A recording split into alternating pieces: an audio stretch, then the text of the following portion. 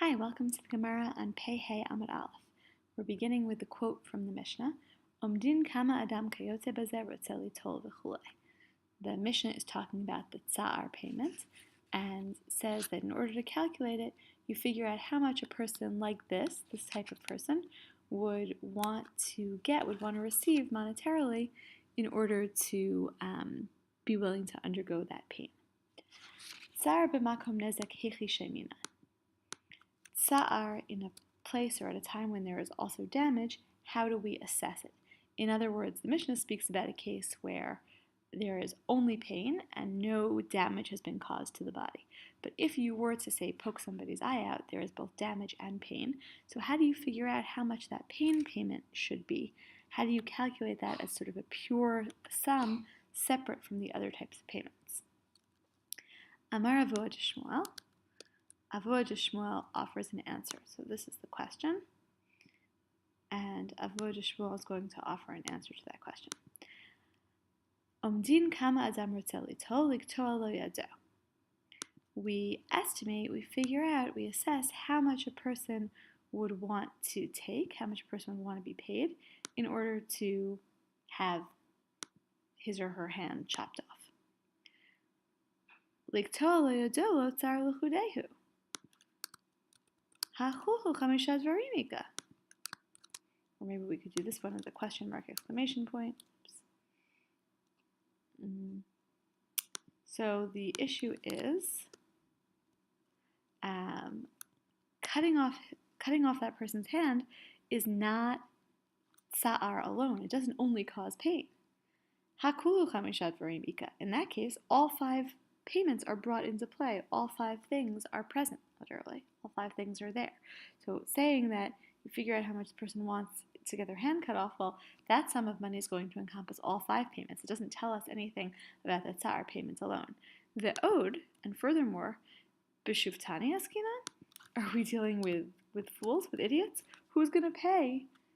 Who's going to say, yeah, if you pay me this much money, you can cut off my hand? That's not a normal thing to say. That's just not like a rational assumption here. So that's the objection. Ella liktoya do haktu'a. Rather, we can sort of adapt Avodah Shmuel's answer and say he was talking about a hand that is already cut off. He's talking about cutting off a hand that's already been cut off. Sorry, this is meant to be a comma. Rashi explains a hand that's already cut off means sort of functionally, the hand is still attached, but there's something wrong with it. It's mechuberet b'gidin smutin. It's connected with like withered tendons, ve'ina ru'iyah lo l'malacha, and it isn't appropriate to do work with. In other words, the hand is physically attached, but functionally the person doesn't have a hand. So maybe we can say that it's the amount of money that a person with a hand like that would pay to get it, would be willing to trade to have it cut off, because in that case there's no nezek payment that would be incurred because the person already doesn't have the use of their hand. So that's the answer, and that rescues Avodah Shmuel's position. But the Gemara objects. A hand that's already functionally cut off, a hand that's already non-functional, Nami also lo tza'ar l'chudeika does not only have tza'ar by itself. Hatza'ar boshet ika. Both tza'ar and boshet are present in that case. Tiksifa le'milta le'mishkal mivsaro le'meshadye le'klavim. Because it's an embarrassing thing for him to have his arm cut off and have his flesh thrown to the dogs.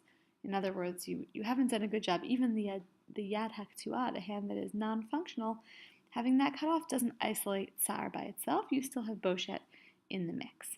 And so this is all the objection to that reading of Avodah Shmuel.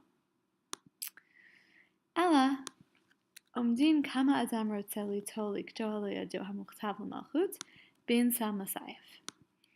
Rather, we estimate how much a person would want to get, how much money the person would want to get, to have their hand cut off when their hand is already muchtav l'malchut. Their hand is already written off to the government. Right? The government is going to cut off their arm, and they know that.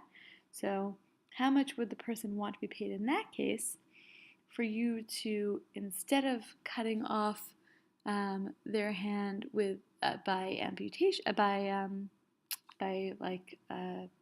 amputation by potion, by drug, rather to use a knife.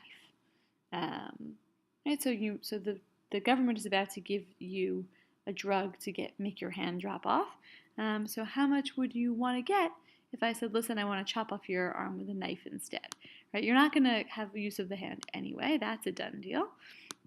So all I'm doing is I'm causing you pain instead of having it be painless. So how much money would you want for that? So this is another reading of Avodah Shmuel to try to salvage his answer. Right, maybe in that situation we could isolate the tza'ar payment. Amri, the objection in that case would be, Hachanami lo shakil mitzar nafshe. Here too, he won't take, meaning he won't take the money, and cause himself pain. In other words, it's the same objection that we had before about the fools. What kind of idiot is going to say, sure, you were promising me to lose my arm painlessly, but I'll suffer a tremendous amount of pain if you pay me the right amount of money. It's like a crazy thing. That's not a good way to go about thinking about the situation. That's not a model for how we assess the tza'ar payment. Ella, rather, new answer, Omdin kama adam rotze litan liktoa leyado hamuktav l'malchut bein sayef l'sam. Rather, we estimate how much a person would want to give in order to have their hand, which is already going to be chopped off, the authorities have decreed that it's going to be chopped off, how much you would pay to have it amputated by drug instead of by sword. In other words, the Malchut has said we're going to cut it off with a sword. That's really painful. How much would you pay me if I substituted a drug for that, a painless drug for that? So that is how you estimate how much the tza'ar payment should be based on that kind of calculation. You imagine that situation, and that's how you calculate a tza'ar payment. Now the Gemara has another objection. Hai litol liten mi ba'ilei.